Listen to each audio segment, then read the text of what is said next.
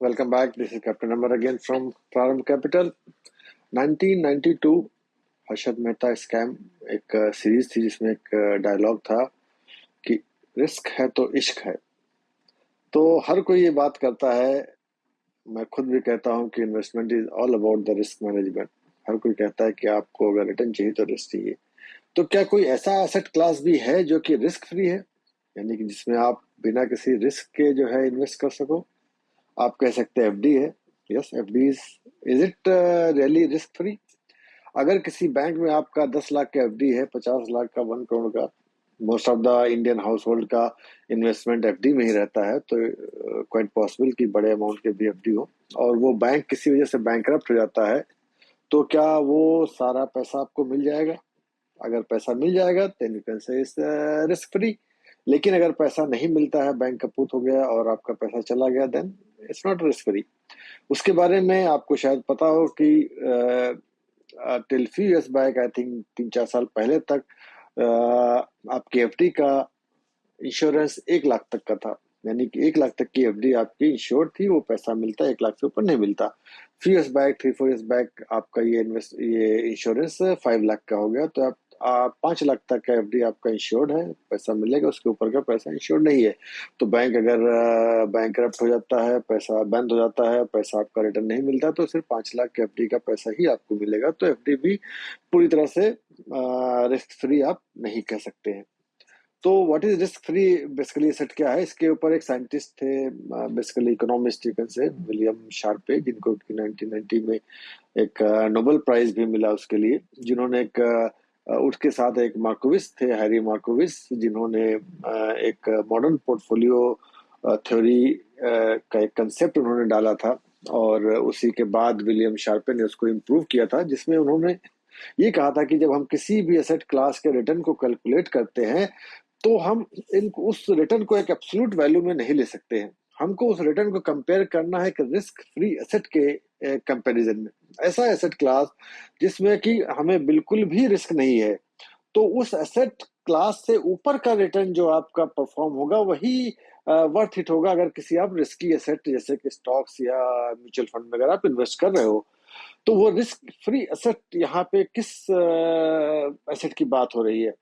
अगर हम बात करें तो इन जनरल देखा है तो कुछ भी रिस्क फ्री नहीं होता है, बट अगर हम एक स्टेबलाइज्ड डेमोक्रेटिक कंट्री की बात करें, तो गवर्नमेंट जो होती है वो मोस्टली सोवरेन गवर्नमेंट जो होती है वो बेसिकली देखा जाए तो रिस्क फ्री होती है। यानी कि या आप ये कह सकते हैं कि गवर्नमेंट डिफॉल्ट नहीं करती। इनफैक्ट सर्टेन केसेस में जब प्राइवेट प्लेयर्स डिफॉल्ट करते हैं तो गवर्नमेंट उनको टेक ओवर करके पब्लिक का पैसा जहां इन्वॉल्व होता है उनको पैसा रिटर्न करती है, या उस इंस्टीट्यूशन को बचाने की कोशिश करती है ताकि पब्लिक का पैसा ना डूबे। तो जहां स्पेशली जहां पब्लिक का पैसा लगा हुआ वहां पे गवर्नमेंट उसको प्रोटेक्ट करने की कोशिश करती है।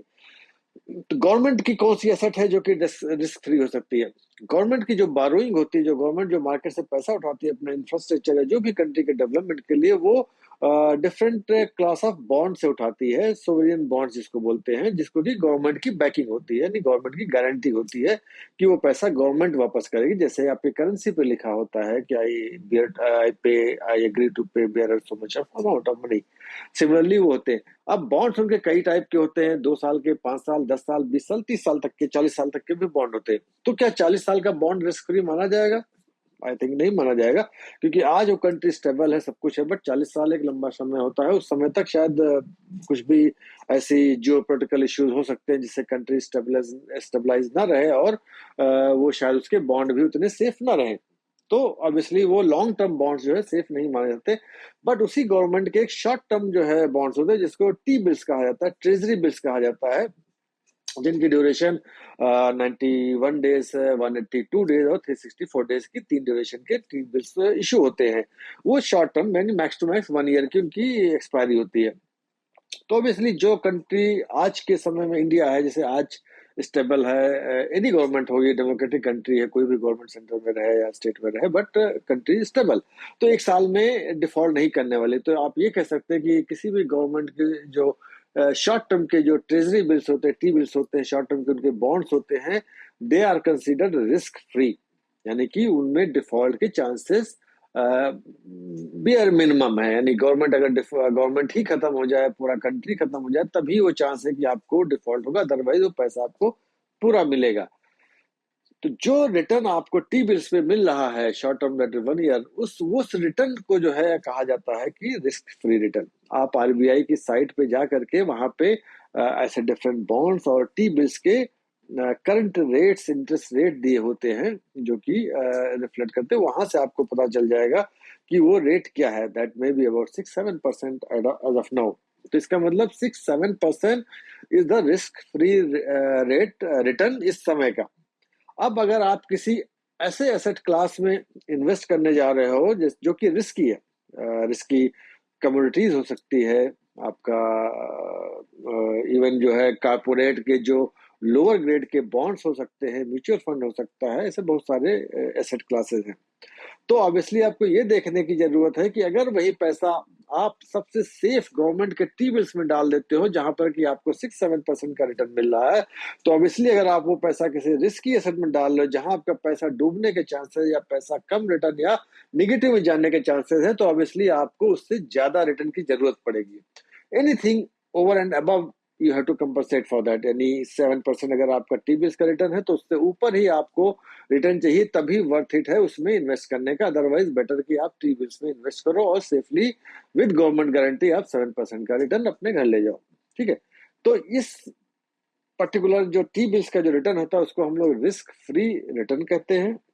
एंड दैट एक्स्ट्रा रिटर्न जो आप एक्सपेक्ट कर रहे हो किसी भी रिस्की एसेट से टी बिल्स के रिटर्न से ऊपर, that is called the equity risk premium. Equity का नाम यहाँ पे हम लोग इसलिए ले रहे हैं क्योंकि हम ये कंसीडर कर रहे हैं कि आप स्टॉक्स में इन्वेस्ट कर रहे हो आइदर डायरेक्टली और थ्रू द म्यूचुअल फंड्स, तो आप इक्विटी में इन्वेस्ट कर रहे हो।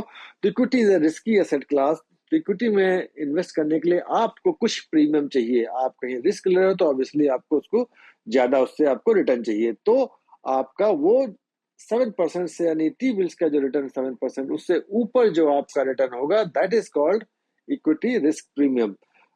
Most of the institutional investors या बड़े बड़े जो हाउसेज होते हैं, fund houses, they always go about this thing.